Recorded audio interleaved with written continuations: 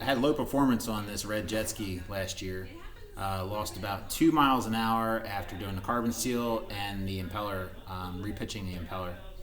So Matt and I were just taking a cursory look, and lo and behold, we found. Name that game. We're wondering, what the heck is that?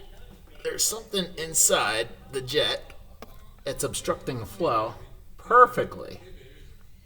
And I got a hunch that's been in there for a while.